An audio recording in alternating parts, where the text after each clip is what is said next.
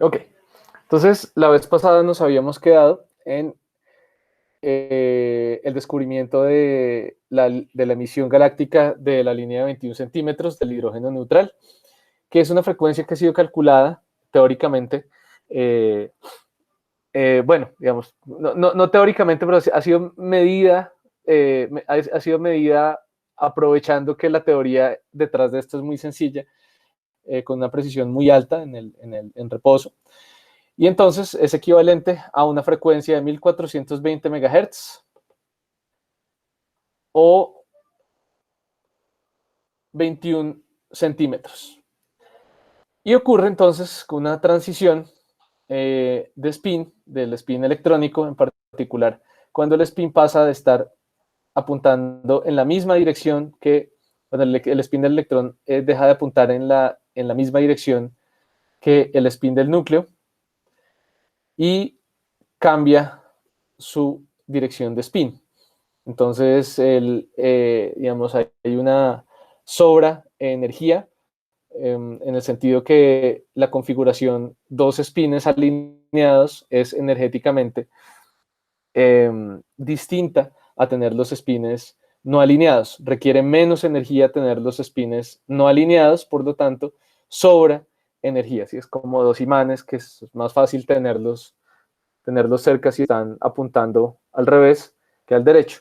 Entonces, si yo tenía una energía cuando estaban apuntando así, entonces al tenerlos así, va a sobrar energía. Y por esa razón, entonces, pues es una transición que aparece. Y entonces es una transición que aquí es del estado base del hidrógeno neutral.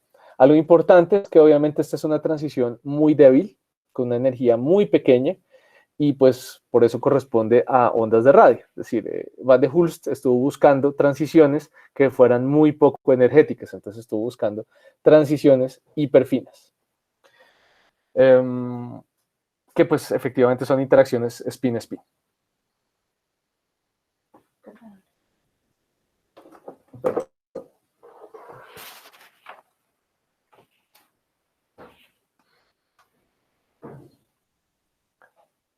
Bueno, entonces esa fue la predicción, que posiblemente esa línea pues iba a ser perfectamente transparente, que esa línea iba a estar presente, simplemente porque si uno hace los cálculos, uno se da cuenta que efectivamente no es muy difícil mantener poblados los niveles, los estados superiores de esta transición, es decir, los espines alineados, se puede hacer de forma colisional.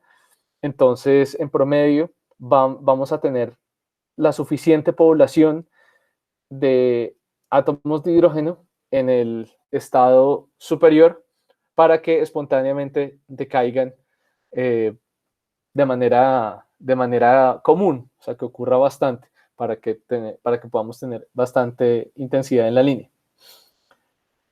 Entonces, la idea original era decir, bueno, si estamos absolutamente rodeados de hidrógeno, como se muestra aquí, si esta fuera una imagen vista de la galaxia vista desde arriba, y el Sol pues en su órbita alrededor del centro de la galaxia, entonces si uno mirara hacia adelante en la dirección de movimiento del Sol, de movimiento orbital del Sol alrededor del centro de la galaxia, entonces nosotros en principio deberíamos ver un continuo. ¿Sí? ¿Por qué esperábamos un continuo? Porque hasta ese momento parecía, aunque ya vamos a ver que eso no es tan así, hasta ese momento parecía que la distribución de estrellas en la Vía Láctea era uniforme. Entonces pensaba, bueno, el hidrógeno también debe ser uniforme. Entonces, por eso se pensaba que en la línea de visión se iba a encontrar pues un continuo de hidrógeno. Y entonces, como cada una de estas parcelas de hidrógeno que nosotros encontraríamos a lo largo de la línea de visión, cada una de esas parcelas estaría en una órbita ligeramente diferente, o sea, un radio ligeramente diferente.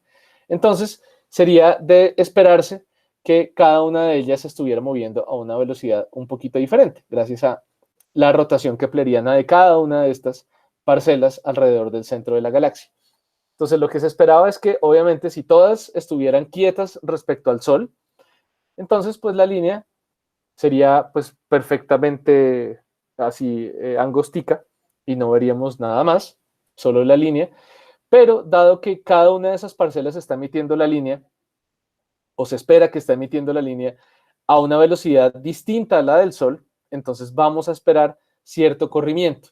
Entonces lo que tendríamos sería cierto corrimiento hacia el azul, ¿sí? Dado que, digamos, con respecto al Sol, o sea, nosotros nos estamos moviendo hacia ellas, entonces por eso se vería un corrimiento hacia el azul, de manera que esa línea quedaría como borroseada hacia atrás en longitud de onda, cada vez menos, pues porque nosotros esperaríamos también que a medida que nos vamos alejando de la galaxia, pues encontramos cada vez, aquí digamos, hay menos material, menos estrellas. En algún momento la galaxia se termina y entonces ahí, digamos, tendríamos un decaimiento, como se observa o como se podría esperar según, eh, según podríamos observar a partir de la línea, más bien. Y eso era lo que se esperaba encontrar, pero lo que se encontró fue algo bien diferente.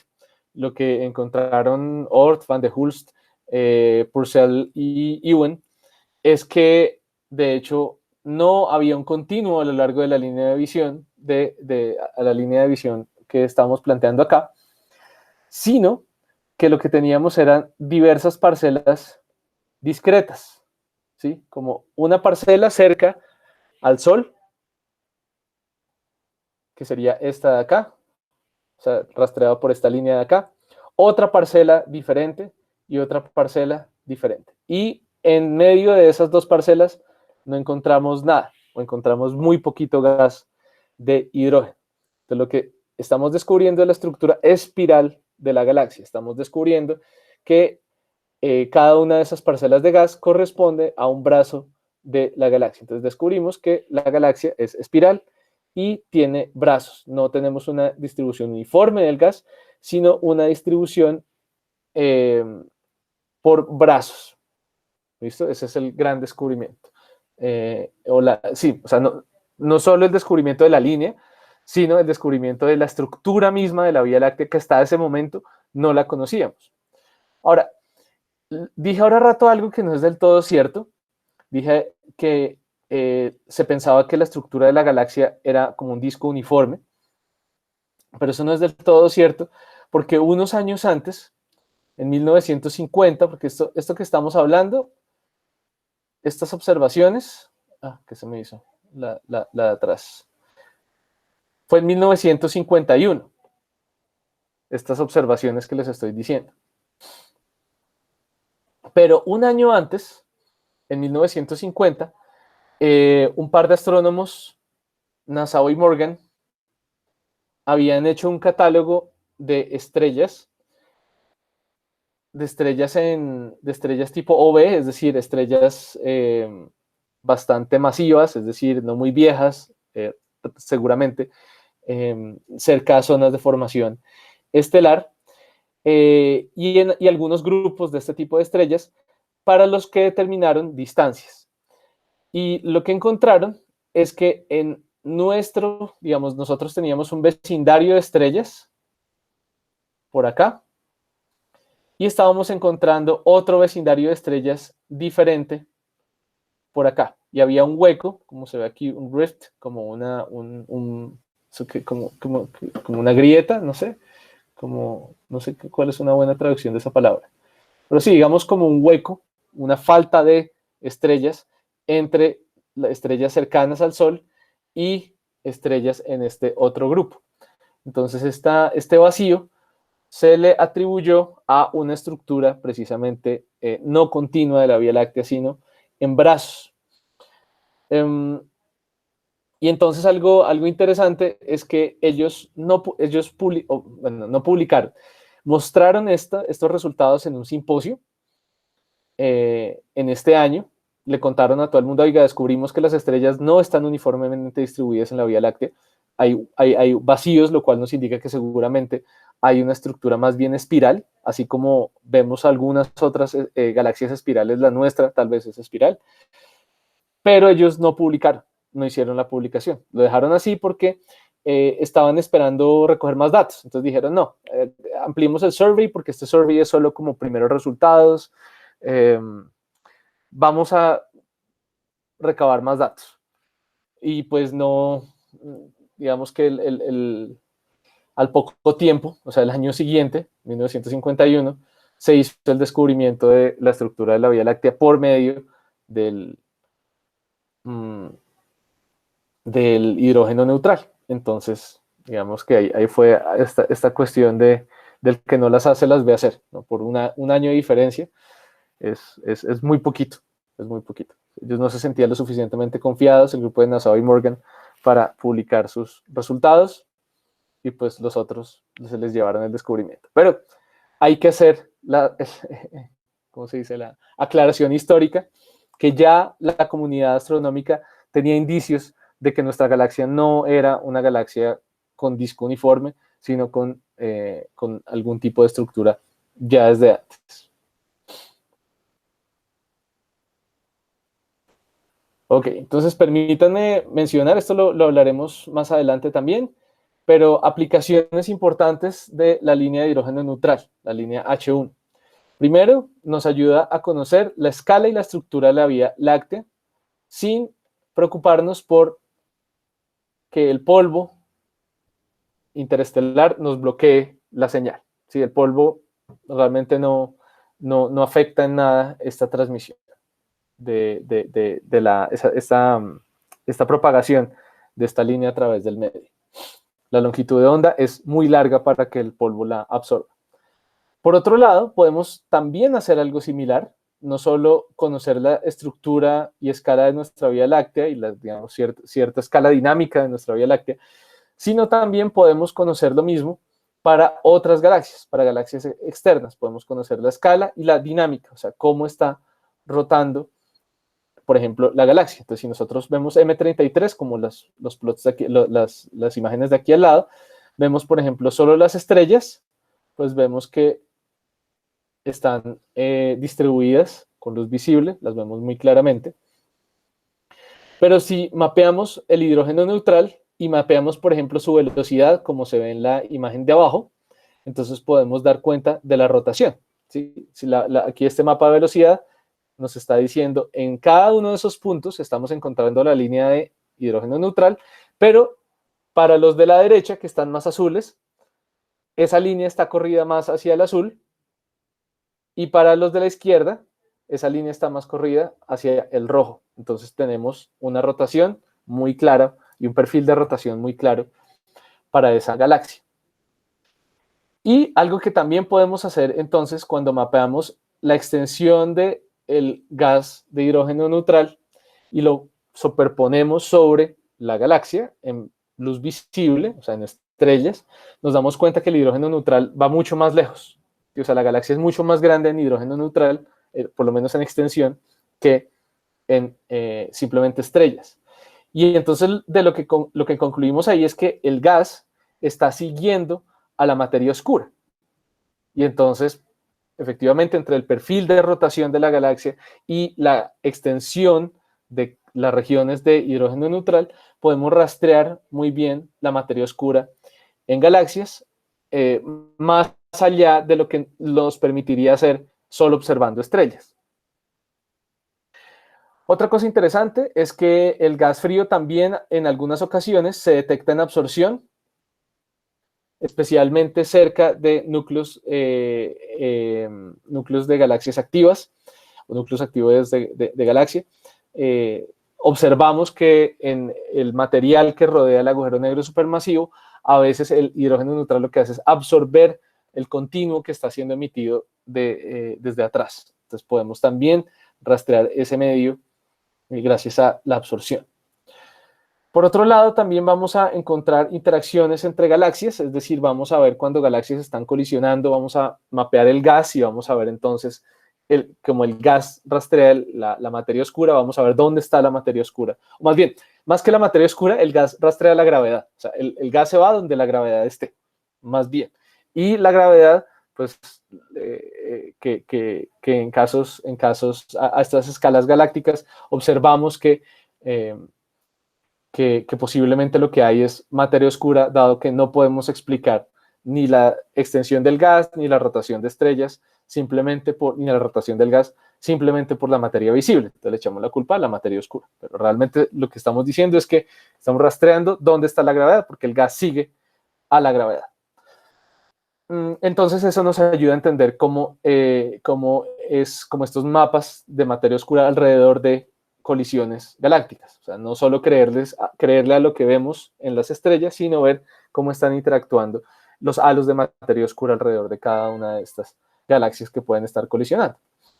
Adicionalmente, este es el área, mi principal área de trabajo en radioastronomía actualmente es esta, es en investigar la época de reionización, cuando se formó cuando el universo estaba lleno de gas de hidrógeno neutral primordial y sufrió diversas etapas de ionización y después de enfriamiento gracias a la aparición de las primeras estructuras, de las primeras estrellas, de las primeras galaxias.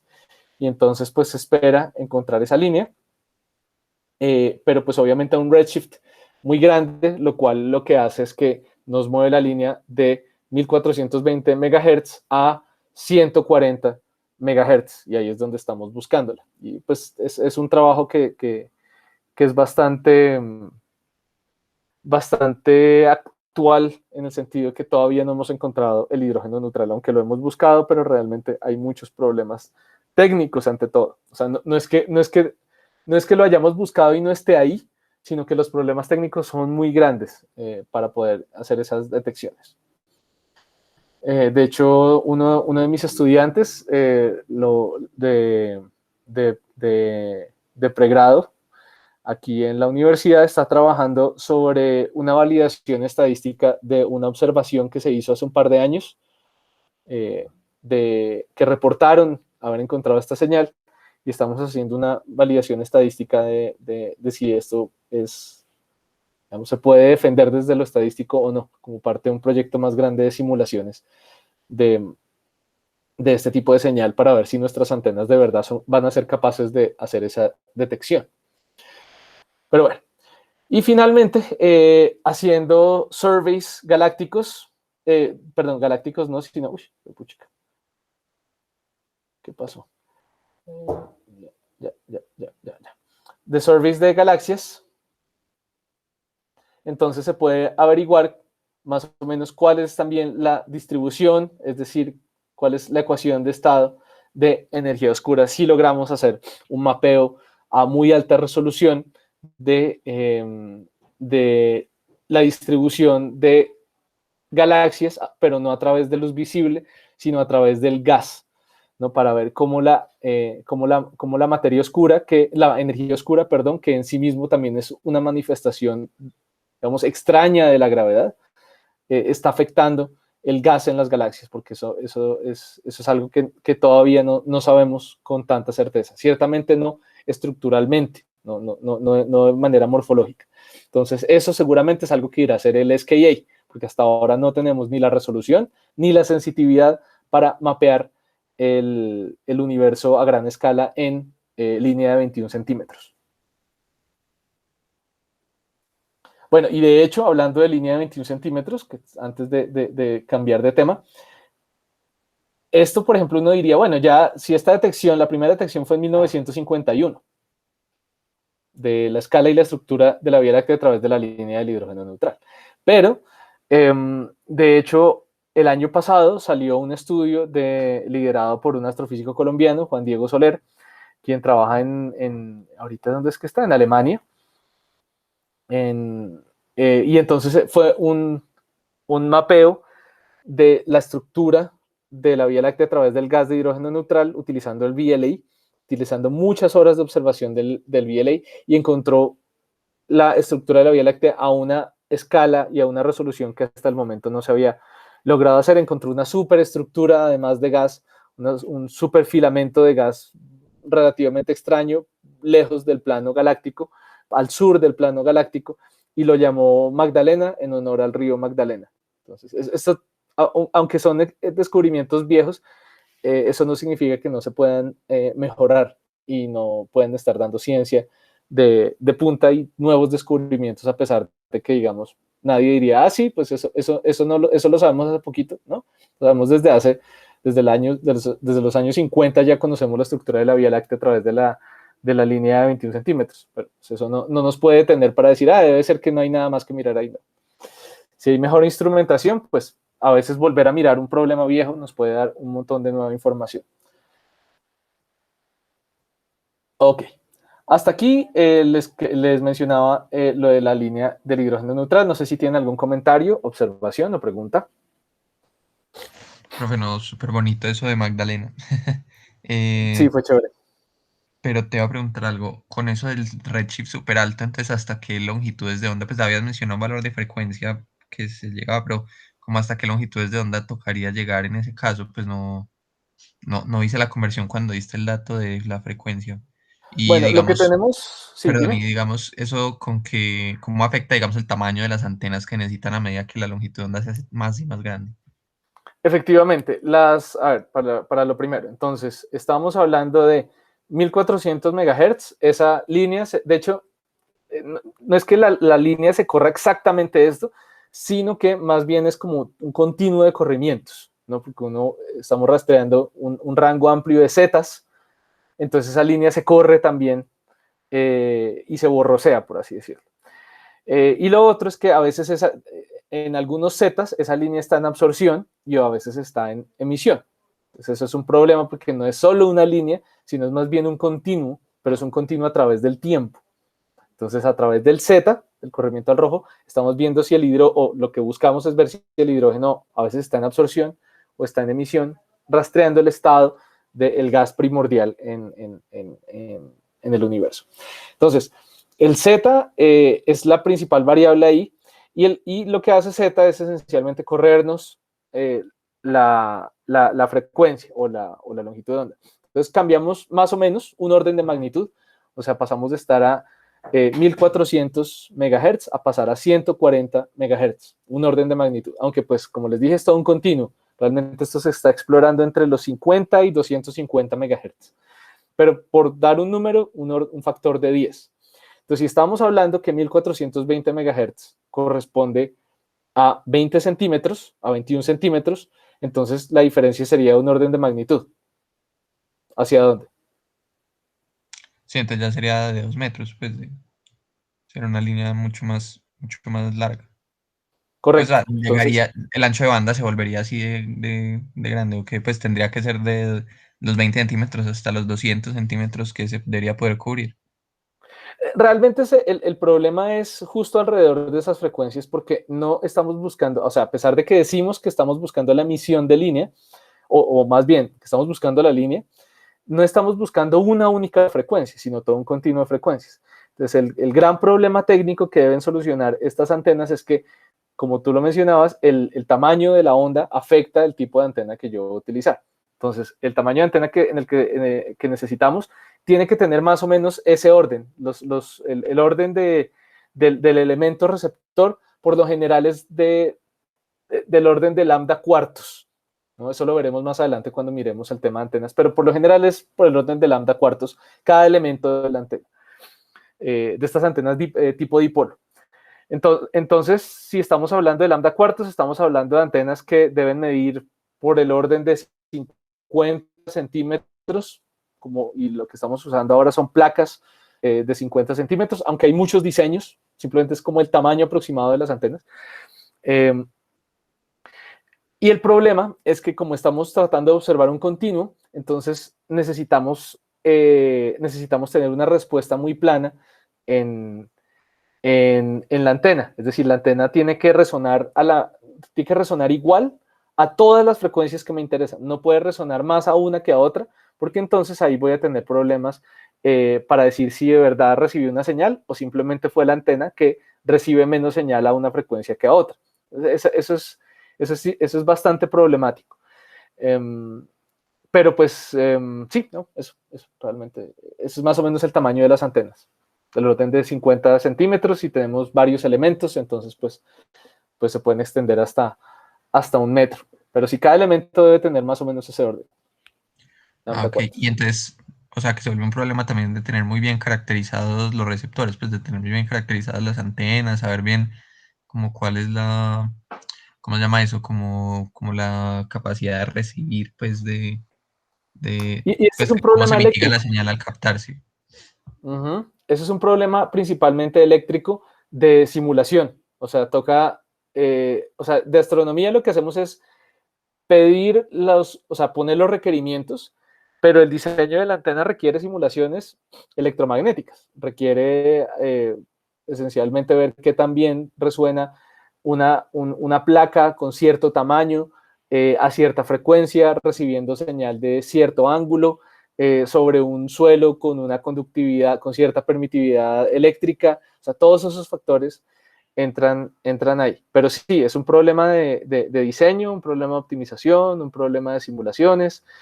Tiene bastantes cositas. Pues por eso es que me ha llamado tanto la atención y por eso es que estamos actualmente trabajando en ese tema. También en el tema de simulación tenemos también algunas cositas, pero también en el tema de instrumentación. Pues de hecho para eso fue que vine ahorita a Bogotá. Ay, no, no, sí, la vez pasada les mostré los equipos. Bueno, ¿alguna otra observación o pregunta?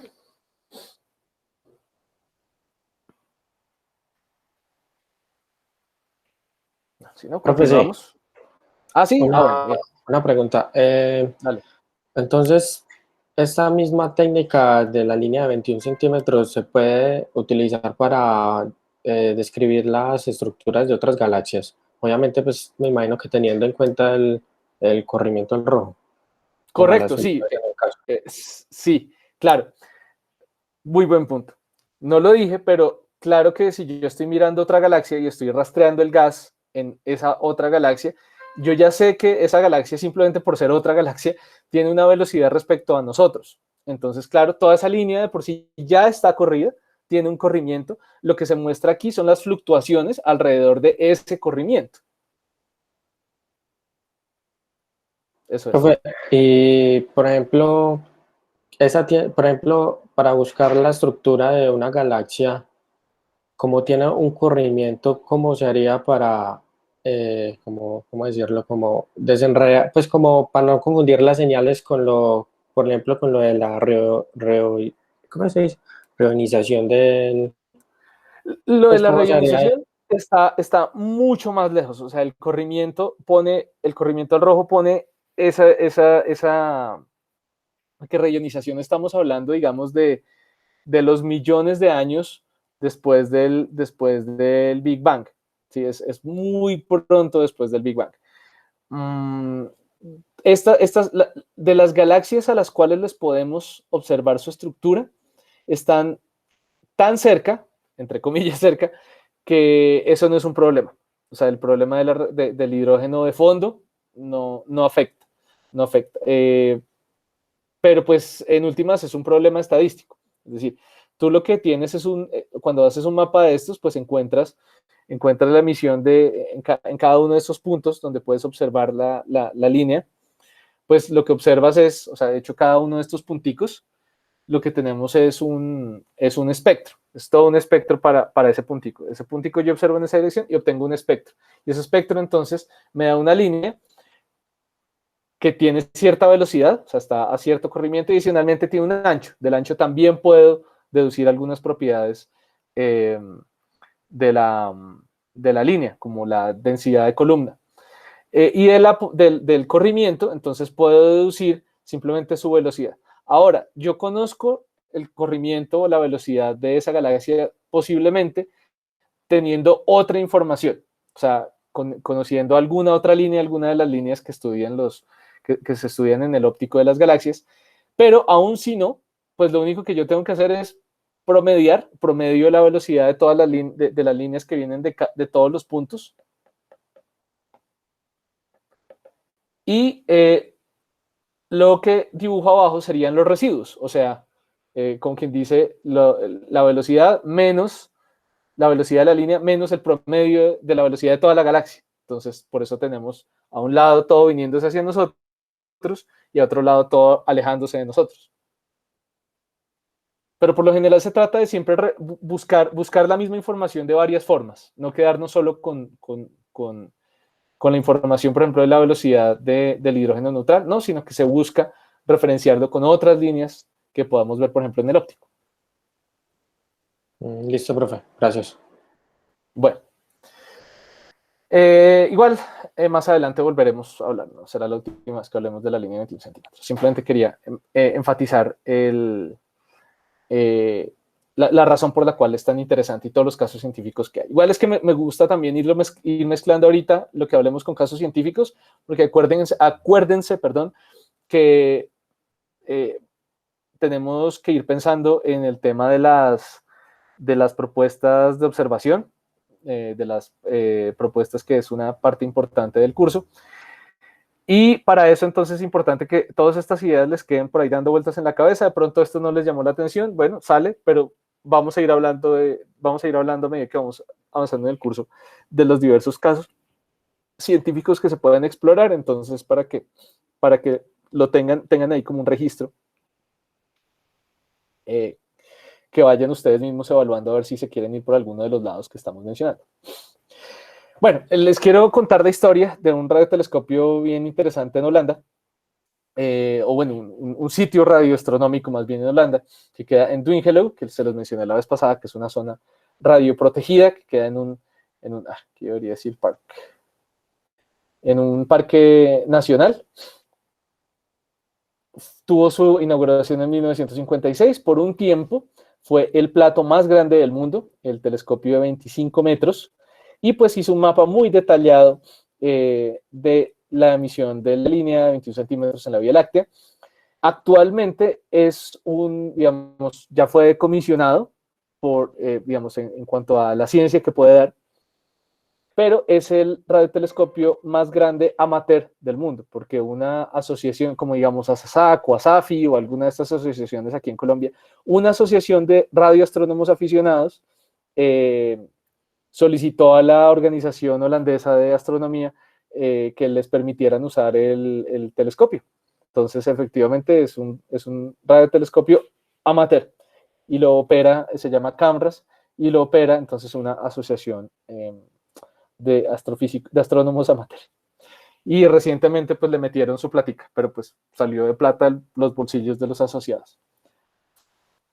Y cerca a este lugar entonces está Westerbork, que abrió en 1970, también en Holanda, que fue el principal interferómetro en su momento. Era un arreglo de 14 platos, cada uno de 25 metros de diámetro, es decir, por eso se pueden imaginar que el anterior pues, fue comisionado porque era uno solito. Ubicados ecuatorialmente, con un baseline máximo de 2.7 kilómetros, es decir, esa era la extensión máxima a la cual yo podía separar dos telescopios. Y el arreglo es interesante, que es este-oeste, es decir, es una línea. Ustedes ven el VLA y es como un simbolito de la paz. Ustedes ven ALMA y es como una espiral. Westerbork es una línea. Entonces uno diría, uy, pero una línea y cómo cubre bien entonces cómo hacemos para tener un buen cubrimiento en ambas direcciones espaciales, porque si tengo una buena resolución en una sola dirección, pues en la otra dirección estoy jodido.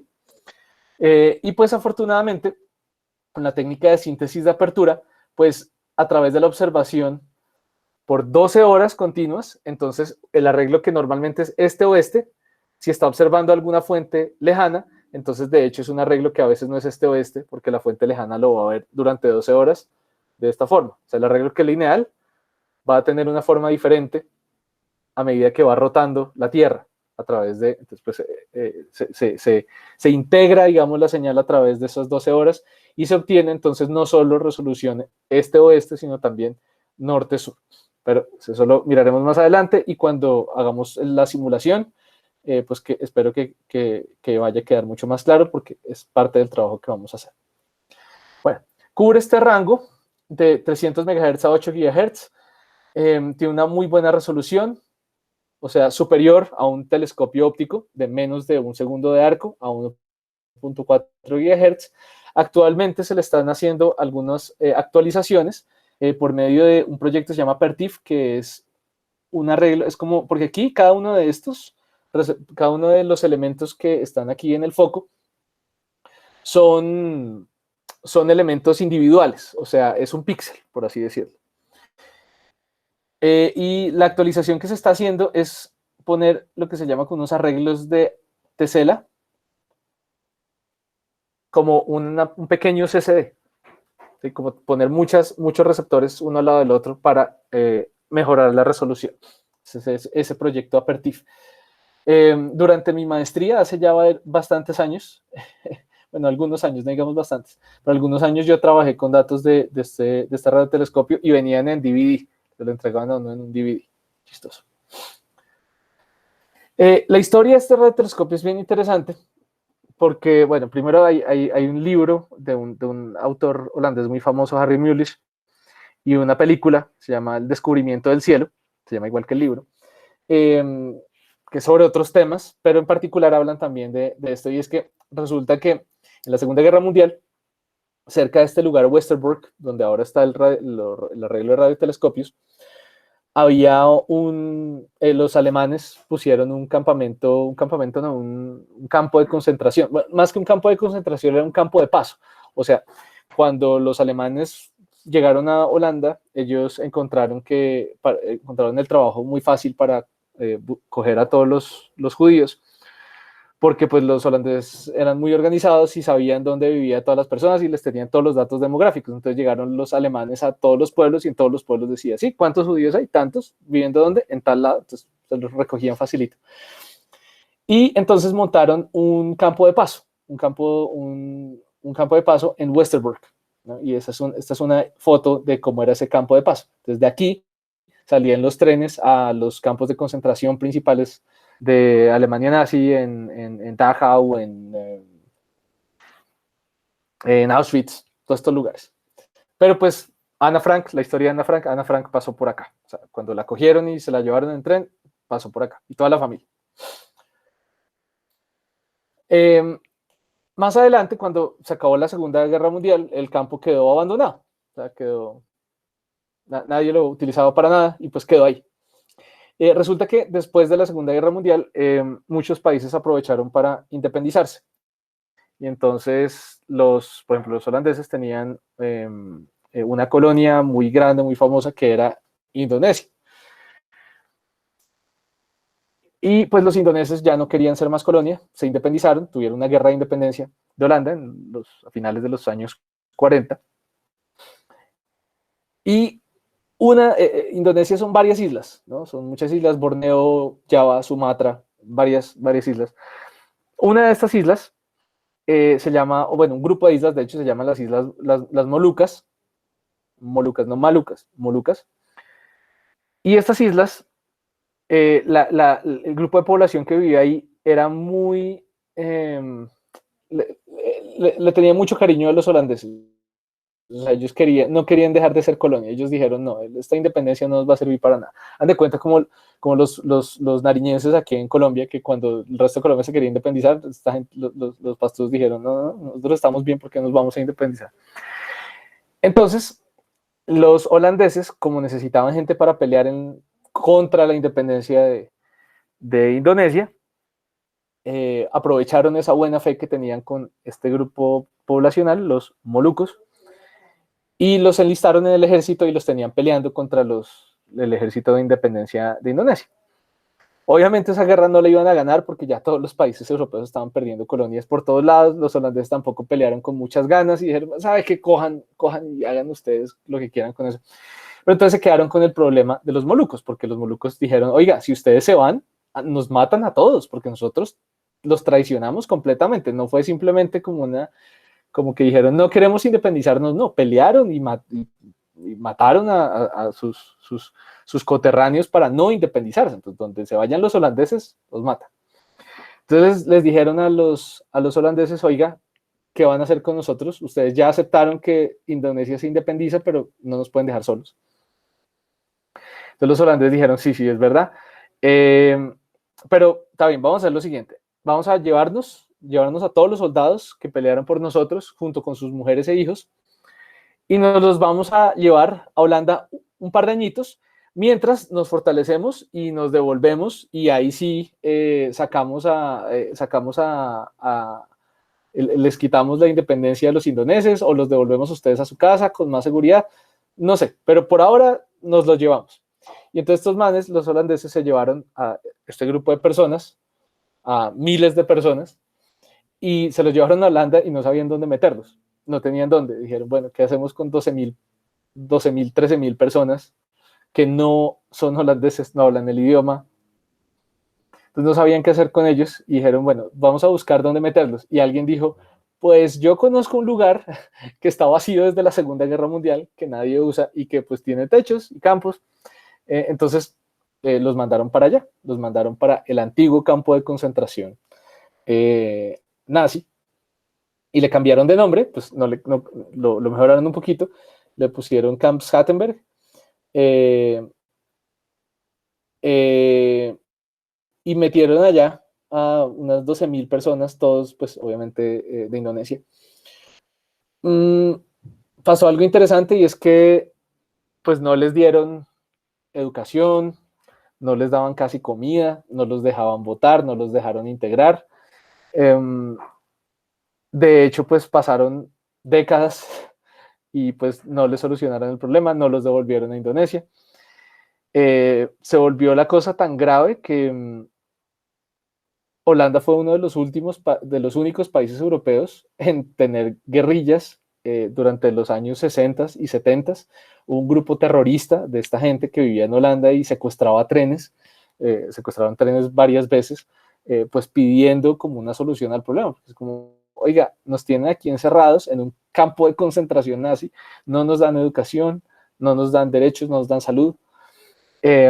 Los holandeses eventualmente se mamaron de eso y dijeron, pues sabe que cojan la nacionalidad. No lo habían querido hacer durante varias décadas. Eventualmente les dieron la nacionalidad a todos. Al final todo salió bien.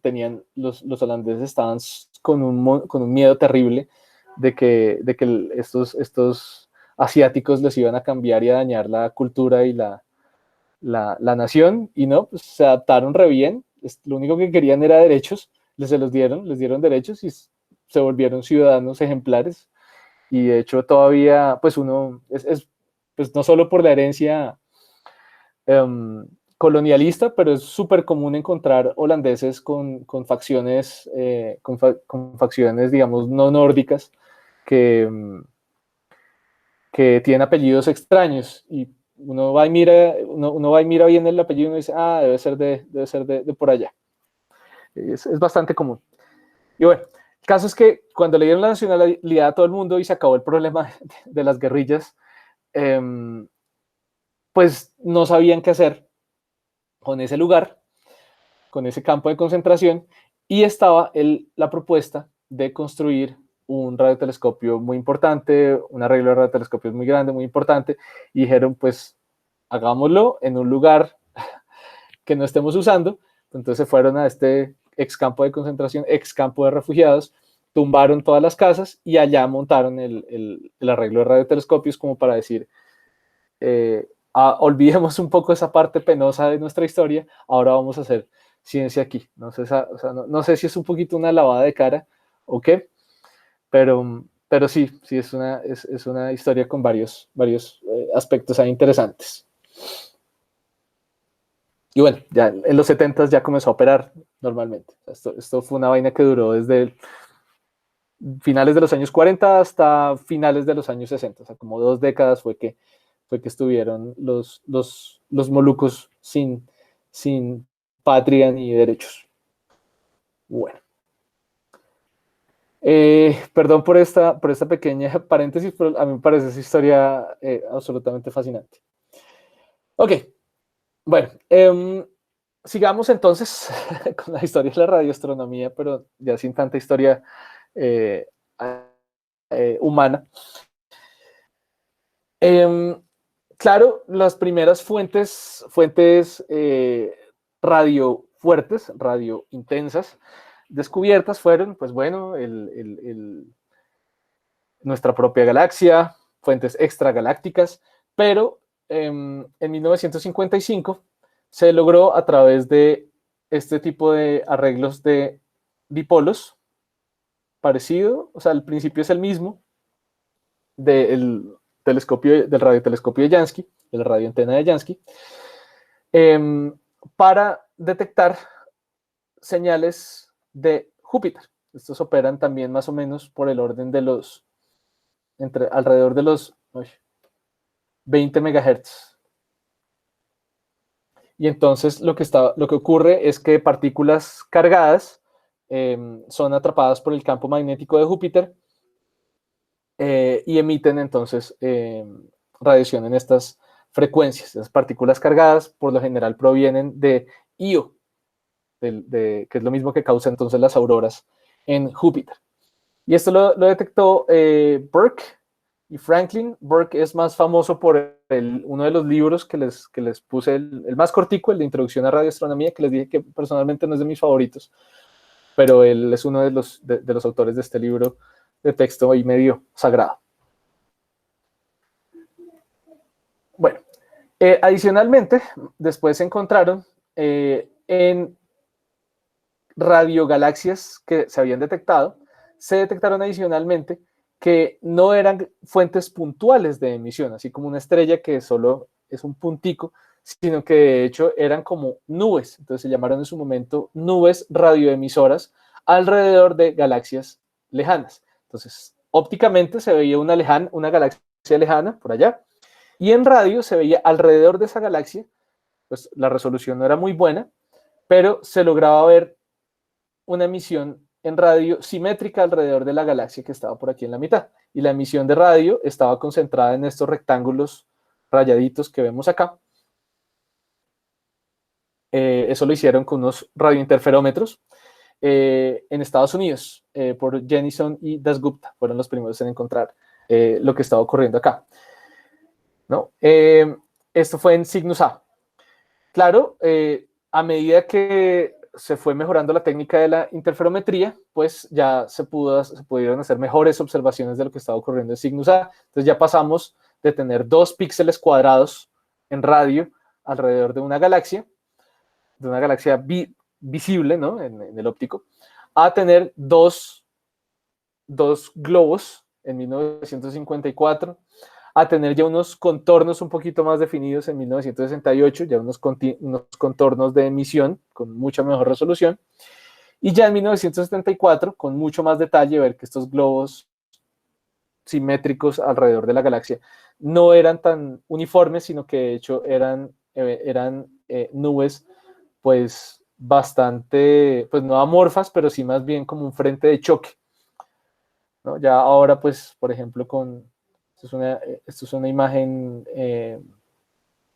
reconstruida, ¿no? Pues una imagen artística reconstruida de cómo entendemos que es lo que está ocurriendo en Cygnus A por el equipo de Chandra. Lo que tenemos es en el centro de la galaxia un agujero negro supermasivo que proyecta chorros de material, jets de material hacia afuera. ¿Listo? Y entonces esos jets interactúan con el medio intergaláctico, que es lo rojo que se ve por acá, el gas intergaláctico, y entonces al expandirse dentro del gas intergaláctico dejan una cantidad de partículas cargadas, y esas partículas cargadas son las que estamos viendo en emisión de radio. O sea, el movimiento de estas partículas cargadas genera una emisión en radio. Y adicionalmente vamos a encontrar los famosos hotspots, que son estos lugares particularmente calientes, que es cuando el frente de choque del jet está directamente interactuando de frente intergaláctico. Es como el frente por el medio del cual se está excavando el medio intergaláctico, ¿no? Pero pues todo empezó a partir de un par de píxeles cuadrados alrededor de una galaxia.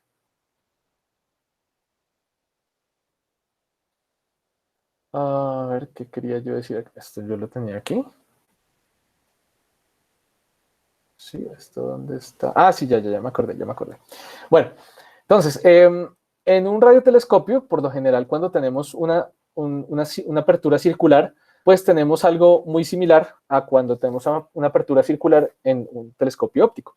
Es decir, que si la apertura se ve así, entonces el patrón de difracción que genera una apertura circular, pues tiene esta forma, como un zinc, ¿no? Una función zinc, con unos máximos y unos mínimos, es un patrón que aparece ahí. Entonces, si yo tengo una antena de plata, una antena parabólica, que tiene una apertura circular, pues porque está recibiendo fotones por un círculo, a pesar de que la forma es parabólica, pues por lo general la apertura es un círculo, por lo general, ¿no? Porque hay si la parábola no es simétrica, si estamos utilizando el paraboloide no es simétrico, entonces pues ya la apertura no sería circular. Pero si tenemos un paraboloide simétrico, entonces lo que va a ocurrir es que vamos a tener unos máximos angulares por medio de los cuales va a estar entrando la mayoría de la señal, pero vamos a tener también unos picos a los lados angularmente por dentro de los cuales se va a entrar también la señal, y esos son los que se llaman los lobes. Entonces, si yo, por ejemplo, estoy pensando en un plato que está mirando hacia arriba, que está recibiendo señales desde arriba,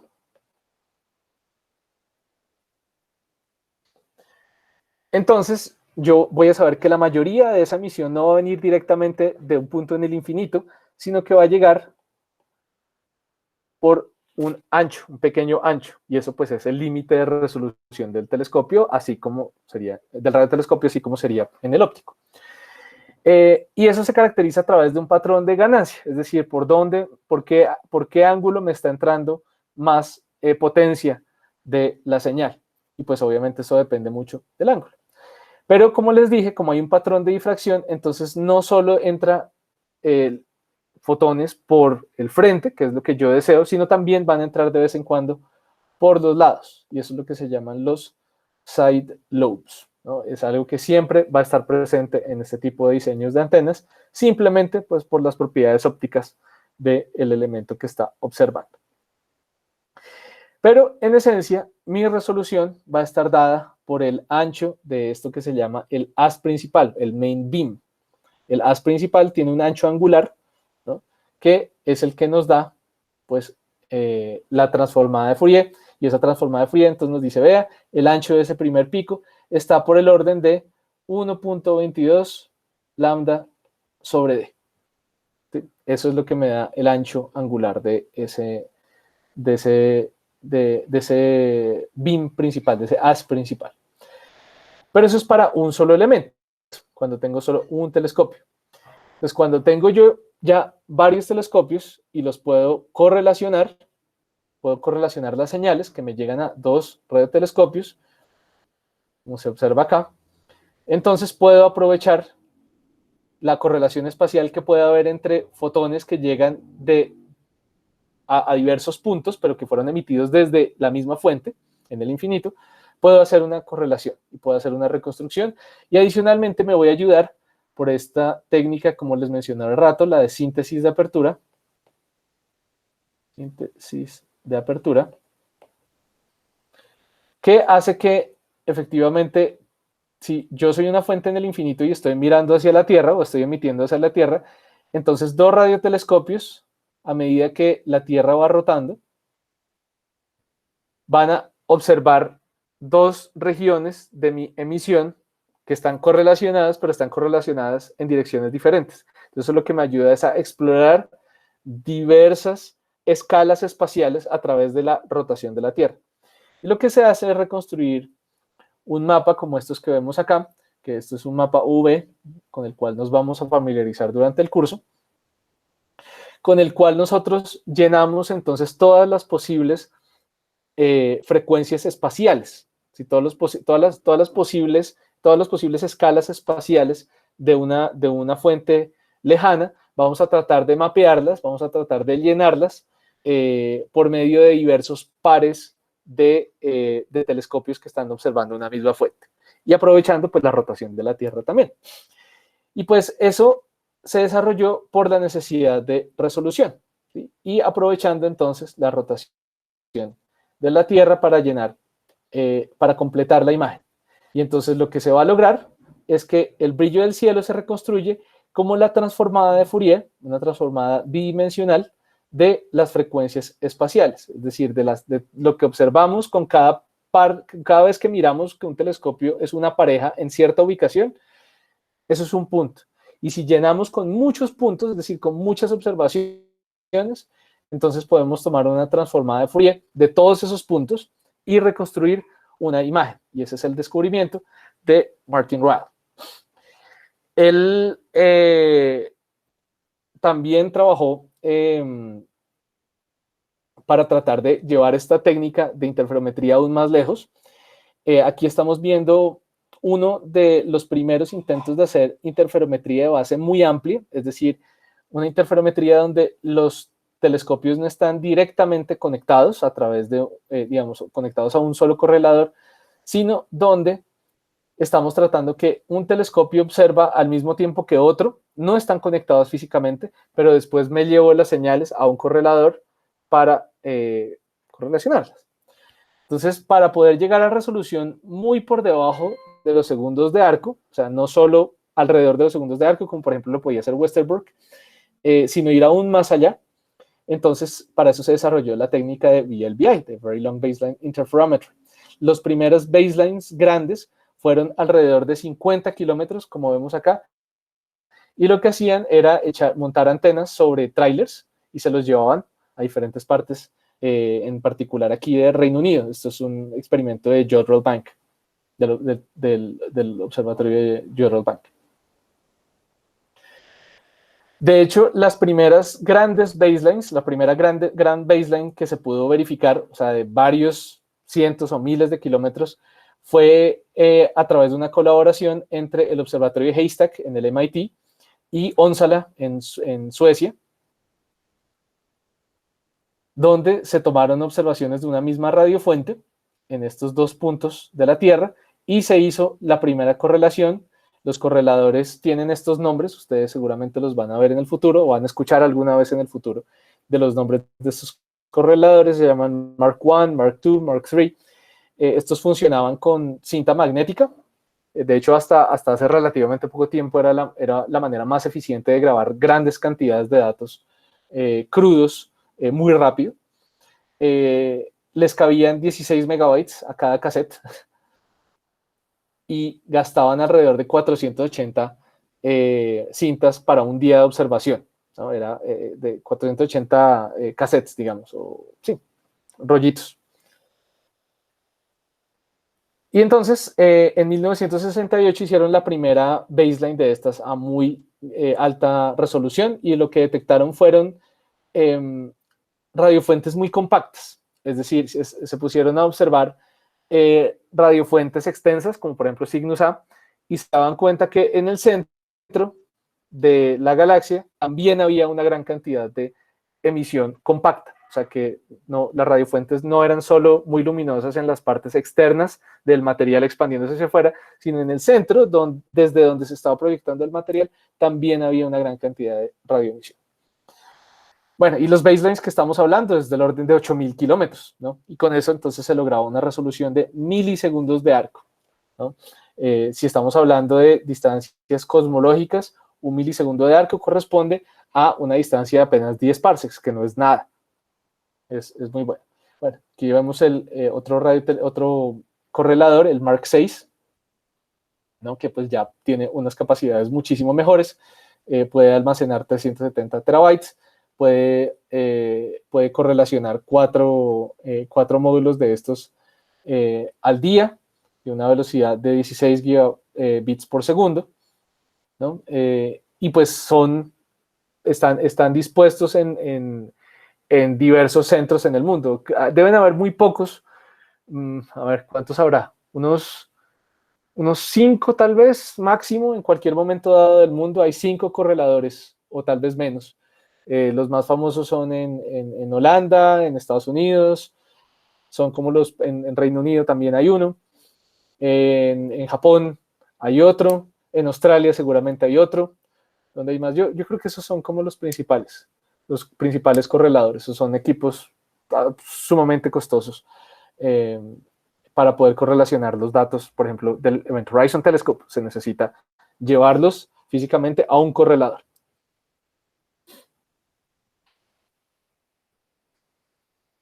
Ok.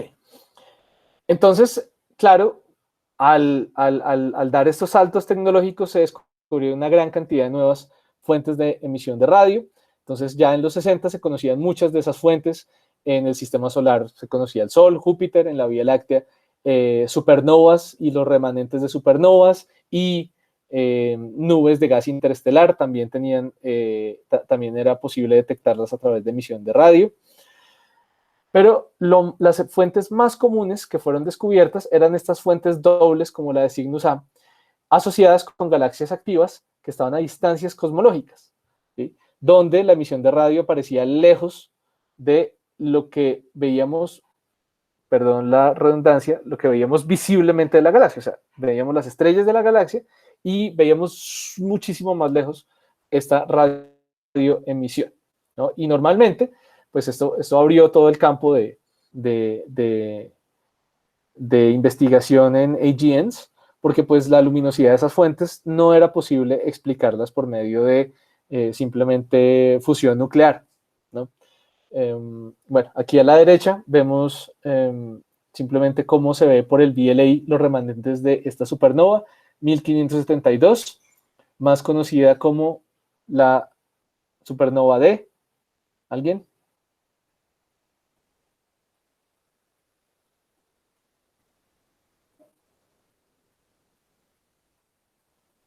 ¿Nadie? De Tycho Brahe. Aquí abajo tenemos la que, una imagen de la constelación de Casiopea, y vemos la I, la estrella I, fue la estrella nueva, ¿no? Esto de hecho fue la razón por la cual Tycho Brahe se lanzó al estrellato a estudiar astronomía, fue precisamente observaciones que él hizo de esta estrella nueva, porque en ese momento se pensaba que como el firmamento era, no podía cambiar, era algo perfecto. Entonces, pues mucha gente decía, no, eso es un fenómeno atmosférico, esa estrella nueva es un fenómeno atmosférico. Y Tycho Brahe entonces sacó sus instrumentos de medición, los apuntó hacia la estrella nueva, se dio cuenta que no había paralaje y dijo, no señor, esto no está cerca, esta estrella no está cerca, no está en la atmósfera, está en la esfera celeste. Y simplemente como él era tan peleón, entonces se agarró ahí con todo el mundo para defender sus ideas y a partir de ahí pues comenzó su carrera famosa como astrónomo. Pero bueno, esa fue la supernova de 1572 que ahora se ve así, por el VLA, los remanentes de la supernova, ¿no? Entonces, claro, nosotros vemos que algunas galaxias, por ejemplo, tienen esos jets, esos hotspots, los tienen mucho más cerca y otros mucho más lejos, lo que indica entonces algún tipo de evolución, ¿sí? Por ejemplo, aquí estamos viendo Centaurus A. Entonces, Centaurus A es una galaxia donde la parte óptica es esta, y los jets están apenas saliendo, digamos, la parte principal de la galaxia, comparado con Cygnus A, que la galaxia chiquitica, comparada con la extensión de los jets, ¿no? Entonces, pues eso también indica cierto tipo de evolución. Pero bueno, ahí surgió esa revolución. Oiga, y no los he dejado descansar, ustedes me dejaron hablar y hablar y hablar. Dejemos 10 minutos. ¿Listo? Listo, profe. Hágale, profe, 10 listo. Bueno, minutos, nos vemos a las y 22. listo. Respiran un poquito.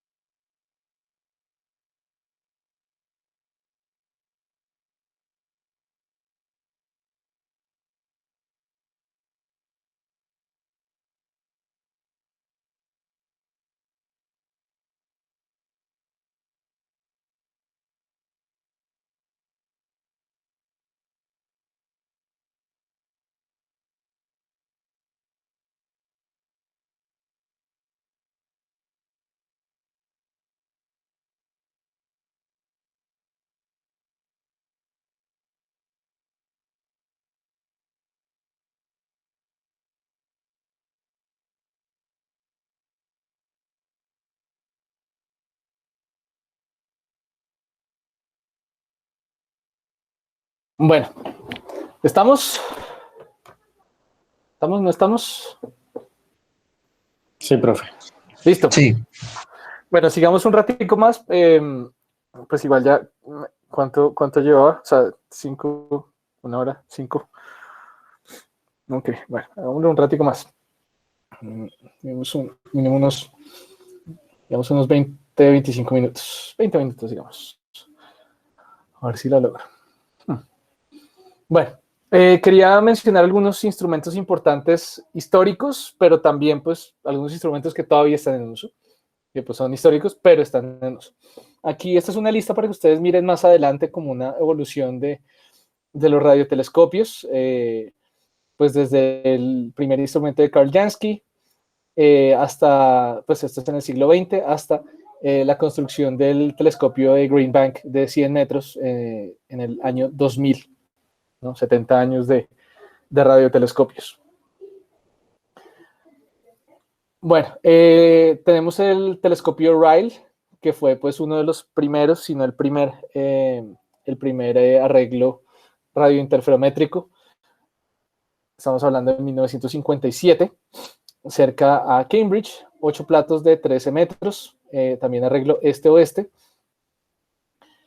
y con baselines que podían cambiar. Estamos hablando de platos de 13 metros, o sea, no gigantísimos, pero sí bastante grandes. Y con unas frecuencias más bien altas, del orden de 15 GHz.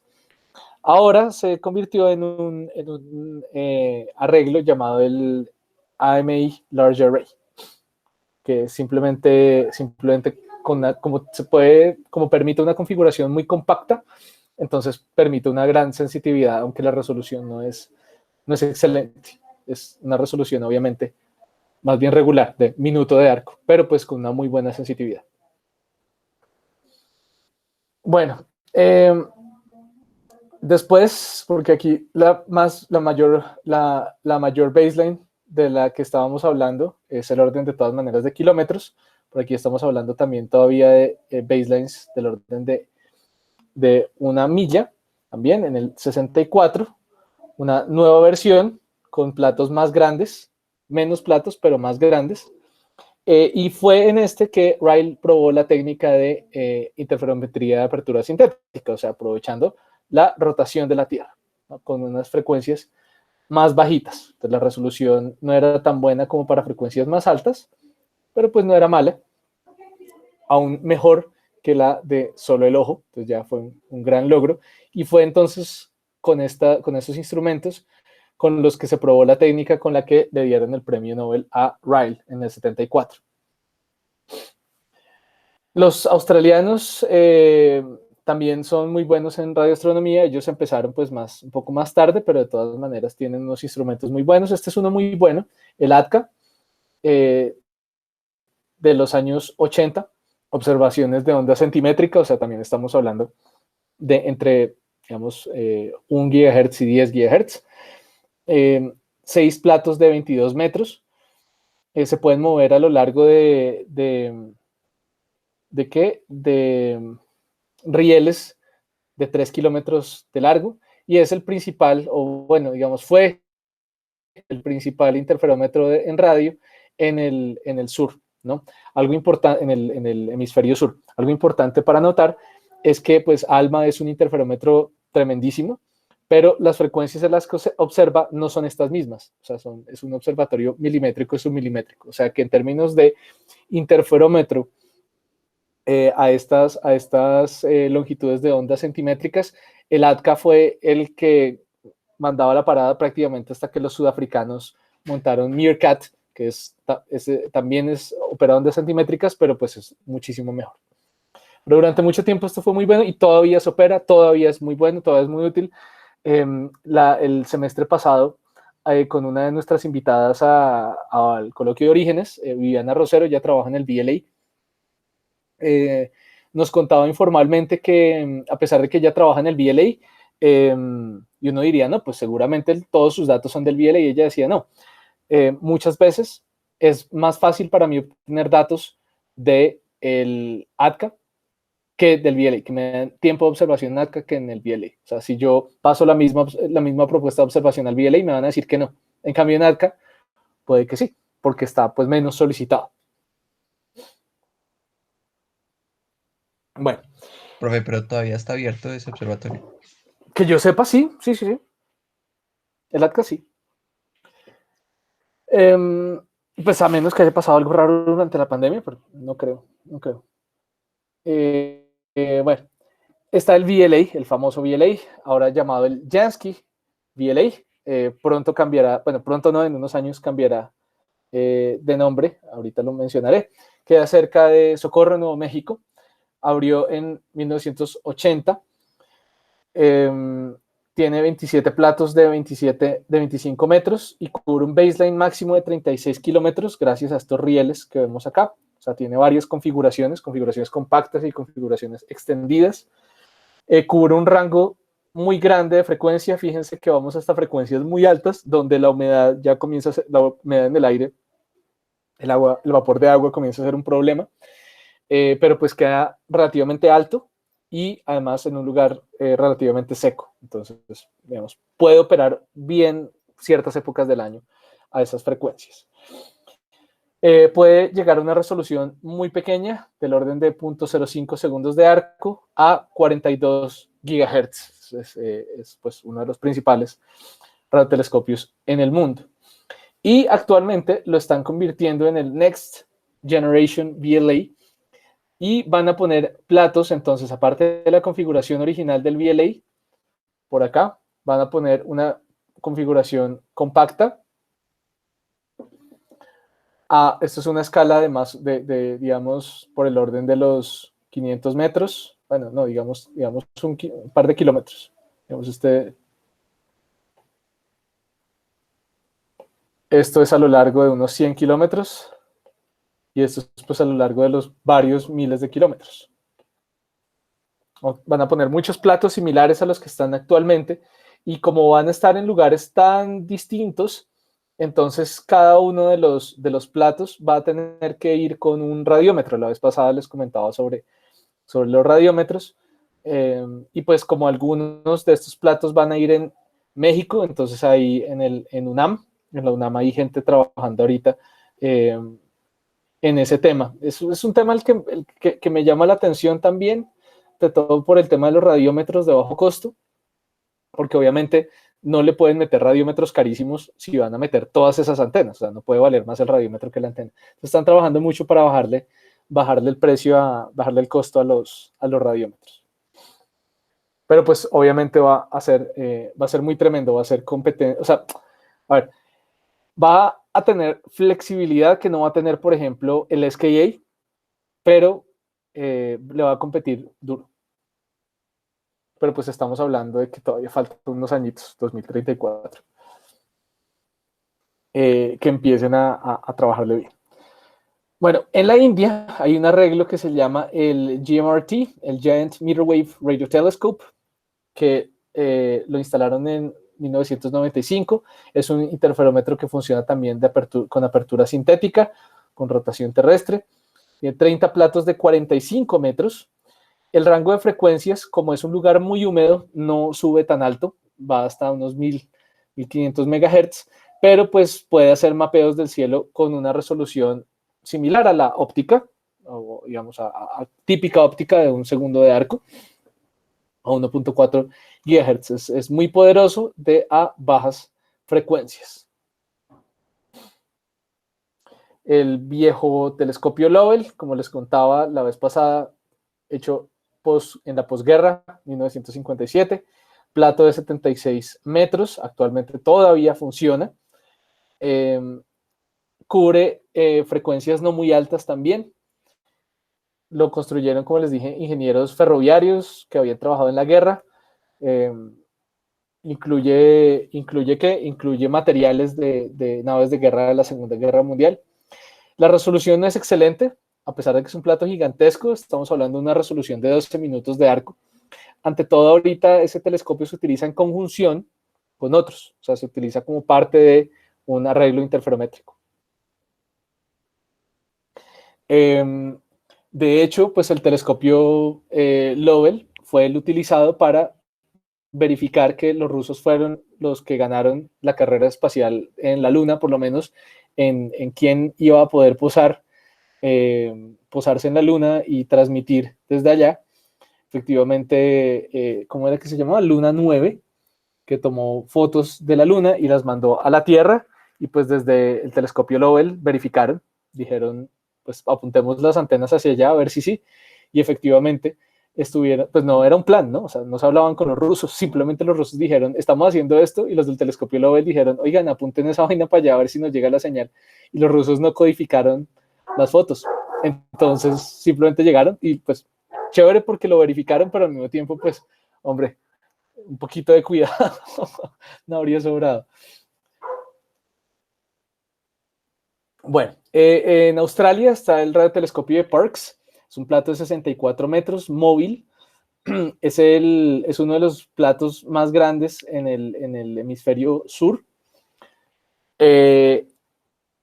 En 1969 se volvió muy famoso porque fue utilizado para recibir las imágenes de televisión en vivo de la misión Apolo 11. De hecho, hay una película sobre eso que se llama The Dish. Es divertida. Es como un retrato de la vida en Australia en esa época y pues también de cómo se operaba el radiotelescopio. Es divertida. Es con el sector de Jurassic Park, Sam Neill.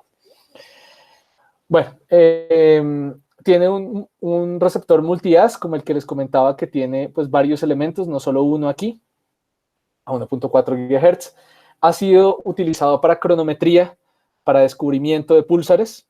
De hecho, actualmente, si ustedes me preguntan cuál es la ciencia de punta más barata, más barata es un término relativo, la ciencia de punta más barata que se puede hacer con radioastronomía, mi respuesta es púlsares. Es lo más barato que se puede hacer, que da publicaciones. Se pueden hacer cosas más baratas, lógico, no publicables. Pero si uno quiere hacer ciencia de punta, monitoreo de púlsares, descubrimiento de púlsares. Principalmente cubre el rango de 0,6 a 3 GHz y pues su resolución no es muy buena, pero pues para descubrir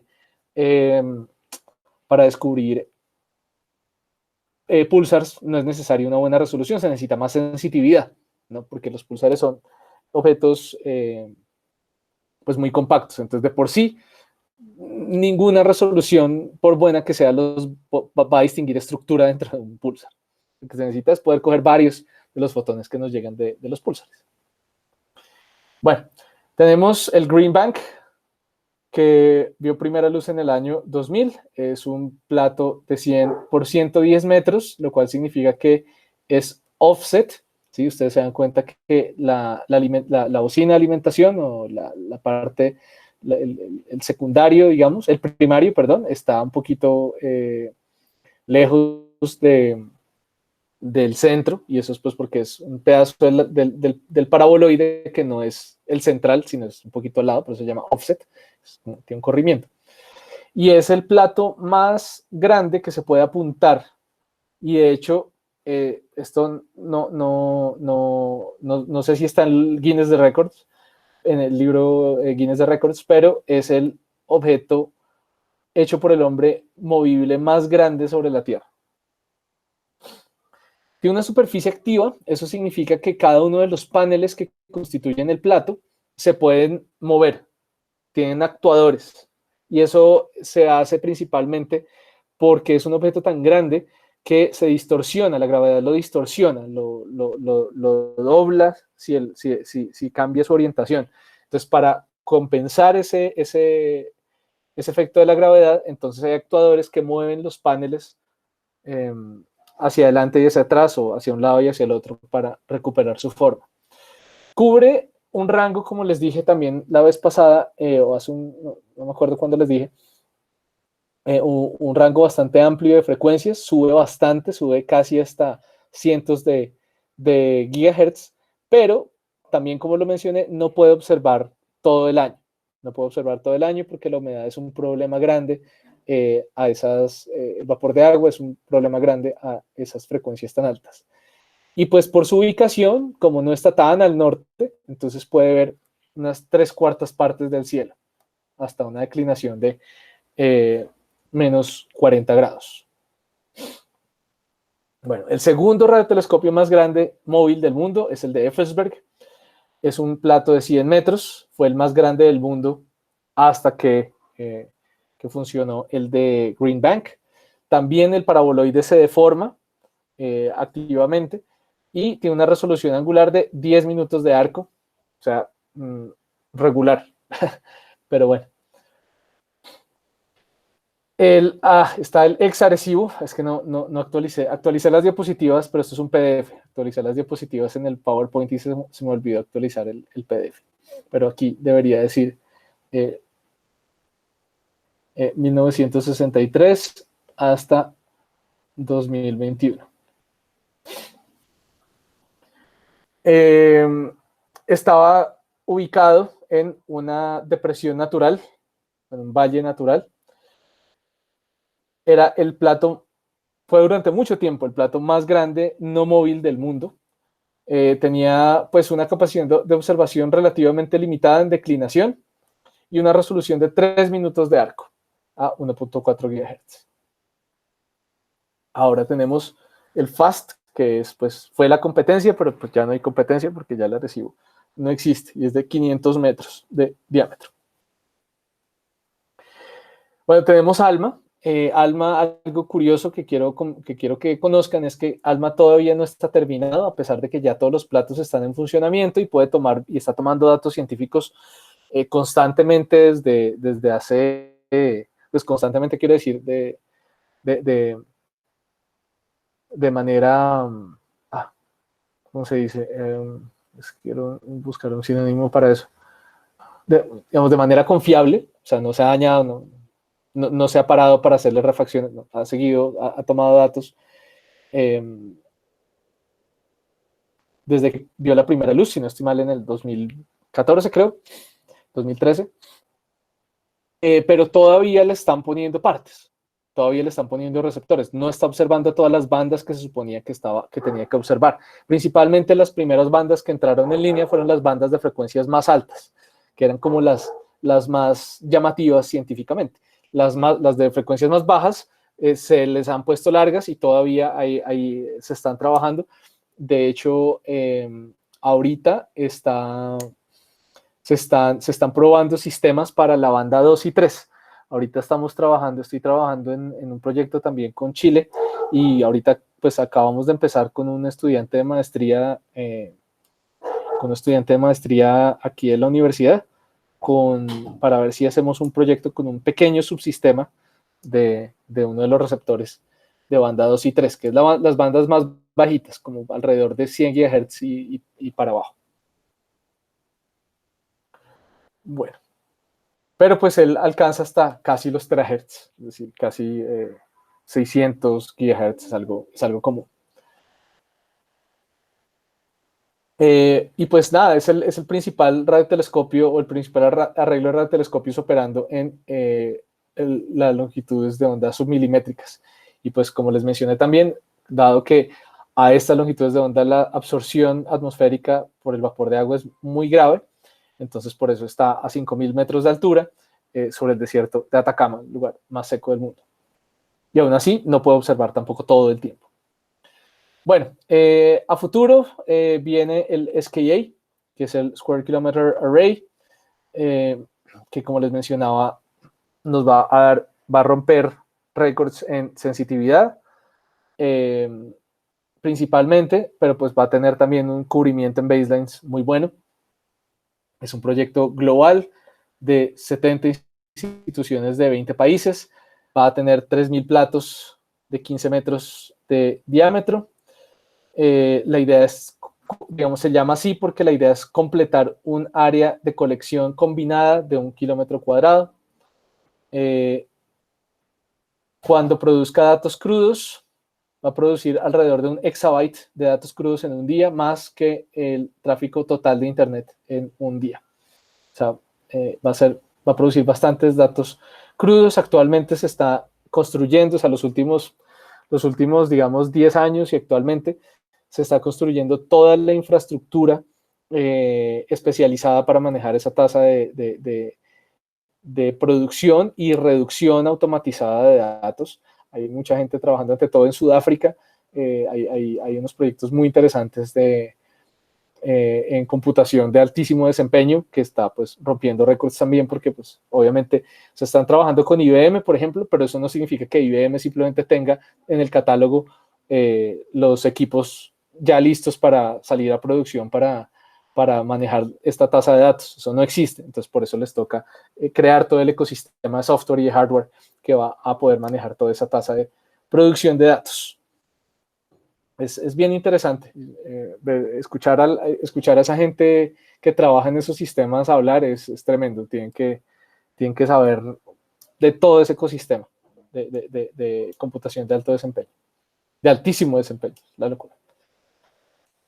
Bueno, a bajas frecuencias, porque el SKA va a observar a frecuencias centimétricas y tratar de acercarse a milimétricas, pero también va a incursionar en baja frecuencia, pero actualmente pues no lo está haciendo, todavía no está construido. Entonces en baja frecuencia el radiotelescopio o el arreglo de radiotelescopios principal en el mundo es el LOFAR, el Low Frequency Array, que está en toda Holanda.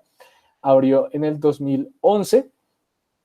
Tiene unas estaciones a lo largo de toda Holanda y toda Europa. De hecho, recientemente construyeron una estación en España, y estamos hablando es de un rango de 10 a 240 MHz, con una resolución muy buena de un segundo de arco. Uno de sus casos científicos era, pues, o es la investigación de la era rayonización, pero los problemas técnicos, como les mencionaba, no han permitido como lograr como una detección definitiva. El apuntamiento, como ustedes se pueden dar cuenta, porque estos parecen paneles prácticamente, se hace es por software. El apuntamiento se hace es retrasando las señales. Por ejemplo, si quiero apuntar en esta dirección por acá, entonces lo que hago es retrasar las señales por medio de software para que lleguen un poquito después que las que llegan de estos paneles o estas antenas de acá. Actualmente esta es la red de LOFAR, como les mencionaba, en casi toda Europa. Cada uno de esos punticos es una subestación de LOFAR. Y bueno, en términos de VLBI, yo creo que ya voy a terminar. A ver qué tanto me falta. Sí, está rápido. Y de hecho me falta la asiática. No sé por qué se me perdió. Bueno, pronto recorté mal el PDF.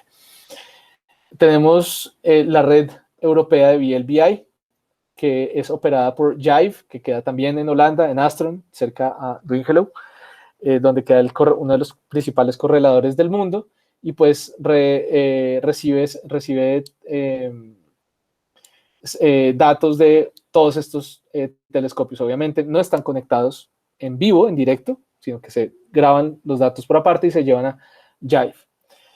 Sin embargo, en Reino Unido tiene una red de VLBI que se llama Merlin, se llama eMerlin, de hecho, el Multi-Element Radio Linked Interferometer Network, que funciona en vivo. O sea, están conectadas por fibra óptica a un correlador central, y para hacer interferometría se mandan también en vivo al correlador central en Jive, en Holanda.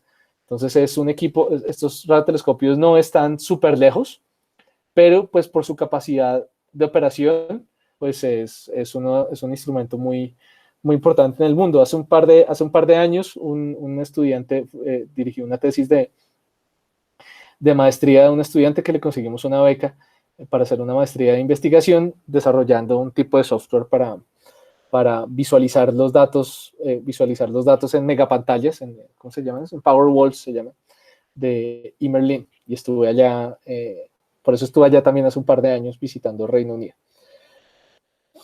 Bueno, y está el Very Long Baseline Array, que es un arreglo de radiotelescopios en Estados Unidos, es el de Estados Unidos, pero de nuevo, pues no opera en vivo, opera cada telescopio por aparte. Adicionalmente, está la red asiática de VLBI, que incluye radiotelescopios también en Australia, en Japón, en Corea del Sur. No me acuerdo si en la India, me parece que no. Me parece que no. Creo que sí va a operar con Tailandia. En Tailandia están haciendo un radiotelescopio de 30 metros que para incluir a la red del Asian, se llama AVN, AVN. No, no se llama así, no me acuerdo cómo se llama, pero es la red de VLBI asiática. Y bueno, ya con eso termino por hoy. Creo que eso era ya, sí, no, alcancé a decirlo en las 2 clases que tenía para eso. Observaciones. Profe, yo tengo una pregunta. Uh-huh. ¿Cómo es la burocracia, pues, para eso, para uno pedir, pues, cómo funciona pedir tiempo de observación? ¿Cómo llega, pues, uno manda la propuesta y cómo es el criterio para ellos elegir si es viable, si aceptan y todo eso? Bueno, lo que vamos a hacer aquí con nuestras propuestas es precisamente entrenar a tratar de vender nuestra idea científica en muy pocas páginas, y realmente la cuestión es así. Pero en términos burocráticos, para muchos de estos radiotelescopios hay que ser de un país asociado o de un instituto asociado. No puede llegar simplemente cualquier persona a pedir tiempo. En unos sí, en muy pocos sí se puede acceder simplemente si la propuesta es lo suficientemente buena, pero por lo general no, y los más grandes son muy competidos. Pero les puedo contar, por ejemplo, en el VLA. El VLA es súper competido, muy difícil que pase una propuesta si no está ya establecido, si no hay muchísima gente ya trabajando en eso, si no es la continuación de otra propuesta, por lo general es bien difícil. Sin embargo, ellos tienen, por ejemplo, en el caso de ellos tienen unos internships para estudiantes internships de verano, aunque no, que tal vez creo que eso solo tiene acceso gente de Estados Unidos, no me acuerdo, pero hay internships de verano, y lo que sí sé es que a los estudiantes, entre todos, les dicen, escríbanse una propuesta de observación para 2 horas del VLA, y ellos dejan entonces 2 horas del VLA exclusivamente, anualmente, exclusivamente para los estudiantes. Exclusivamente para eso. Y entonces, claro, entre ellos tienen que competir, pero es para ellos. Es como ahorita lo estamos haciendo con el telescopio de la Universidad de Antioquia en Chile, al que tenemos, De la silla. que tenemos noches. El de la silla. O sea, vamos a tener noches exclusivamente para estudiantes. ¿Sí? Son noches que separamos para estudiantes, pero en el VLA también pasa eso. Entonces, muchos radiotelescopios funcionan así. Hay otros, y ya con eso cierro la respuesta, por ejemplo, en Green Bank. En Green Bank en Jodrell Bank, perdón, para utilizar el eMerlin, este de acá. Ellos tienen también lo que llaman discretionary time o director discretionary time. Y cómo funciona es que si normalmente hacen como el call for proposals para que la gente aplique durante todo el año, pero si hay algún evento muy importante que se necesite ver en algún instante de tiempo específico, uno puede mandar la propuesta y si el director ve que se puede hacer, entonces la hacen esa misma noche prácticamente. Y tienen gente trabajando en eso, o sea, como que miran y dicen, oiga, de pronto podemos meter esta observación dentro de las observaciones que teníamos planeadas hoy o movemos esta de hoy para mañana porque esto es muy importante. Y ese tiempo discrecional también lo tienen muchos de estos telescopios, que es para eventos muy importantes. Por lo general esto tiene que ver con, por ejemplo, con detecciones de ondas gravitacionales. Por lo general tienden a permitir el uso de diversos telescopios para observar como los afterglows o algo así. O para, como veremos aquí, también se hace mucho para bursts de rayos gamma, ante todo para bursts de rayos gamma, creo que eso también se hace. O sea, cuando un telescopio o algo así, la apunta. Me imagino que también en caso que haya una supernova, todo el mundo de una va a detener lo que están haciendo para mirar o qué. Es muy común que pase eso. Si hay eventos transitorios importantes, entonces es muy probable que simplemente se deje un tiempito de este tipo de instrumentos para observar. Es común. Así a grandes rasgos, esa es como la burocracia. Eso, profe. Profe, y usted nos había contado que usted trabajó, entonces, no, usted estudió en Groningen y en Leiden, ¿cierto? Ujú. ¿En cuál fue que usted hizo el trabajo con radioastronomía? En Leiden, en la maestría. ¿Y fue En la con LOPAR maestría o con algún otro arreglo? con el Westerbork. Con el Ah, Westerbork. En esa época hay un man que ahorita es muy famoso en exoplanetas que se llama Iñas Snellen, pero él en ese momento hacía radioastronomía, hacía AGN. O sea, es curioso porque el man ya era profesor, y cambió totalmente de área del conocimiento. Vio los exoplanetas y dijo, me voy para allá, y ahora es súper conocido en eso. Pero en ese momento hacía radioastronomía, la persona que daba el curso de radioastronomía en Leiden ¿cómo se llamaba? Apellido Skilizzi. Fue el padre de SKA, o sea, el man que se inventó la idea y la defendió. Pues me llamó mucho la atención el curso y le dije, oiga, yo quiero trabajar con usted, pero el man ya estaba medio retirado, dijo, no, yo estoy mamado de esto. Pero mi estudiante, Iñez Nellen, tiene datos chéveres, trabajé con él. Entonces, sí, pero eran datos de AGNs, precisamente evolución de AGNs jóvenes que tienen el pico de emisión en gigahertz, y me dieron los datos para reducir. Y eso fue el trabajo. No continué, no seguí por radio, sino hasta ahora, hasta ya después de viejo también estoy en este tema. Pero no, el doctorado lo hice en formación de estrellas y planetas, y por eso colaboro también con Pablo Cuartas. Esa es la otra línea de colaboración. Pero no, mi experiencia como estudiante con radio fue esa. Ah, perfecto, profe. Profe, ya una duda como un poquito aparte sobre estudiar en los Países Bajos. Yo había escuchado que uno no termina usando tanto el holandés. ¿Usted llegó a aprender holandés o fue todo en inglés? Porque entiendo que De es una población supermercado. que la mayoría usan inglés, Yo lo llamo holandés de supermercado. como para la No, plata y los productos. no, y en 2 años, no, o sea, cuando hice la maestría, menos. Fue que en el doctorado que va uno pescando ante todo por lo que tuvimos a mi hija allá, entonces con el, um, pues con todo lo de los niños sí no es tan internacional, entonces ahí le toca a uno defenderse un poquito más, pero no mucho más, realmente no, con inglés se bandean perfectamente. Ah, bueno, sí, ya eso fue más una curiosidad. Muchas No, gracias, profe. está bien, es importante. Hombre, yo cuando estaba estudiando, yo no sabía ninguna de estas cosas. Entonces, pregunten porque para eso estamos. De una, profe. Sí, porque yo tengo el ojo, pues en mi caso, yo tengo el ojo allá. Me gusta, me llama mucho la atención. Desde que era en el colegio recuerdo que estaba interesado en Groningen, en Leiden, pues como que me llaman la atención esas universidades por, por lo histórico que han hecho para la astronomía. Pues me parece como un espacio muy bacano. Es bacano. Entonces, espero poder hacer mi maestría allá algún día. Bien, bien, bien. Sí, no, son lugares muy chéveres. Ante todo, pues, no sé, son muy humanos. Eso es bueno siempre. No lo ven a uno como tan máquinas. Bueno, aunque últimamente parece que eso ha cambiado. Pero otro día echamos chisme, muchachos, porque me tengo que ir a grabar el podcast. Claro que Entonces sí, los profe, dejo. hágale. Nos Nos vemos vemos. el, Nos vemos el miércoles, ¿listo? Ya empezamos el otro tema que es procesos radiactivos, ya ahí nos toca echar más esferito. Hasta luego. De una, profe. Gracias, nos Que vemos. esté bien. Profe, gracias. Hasta luego.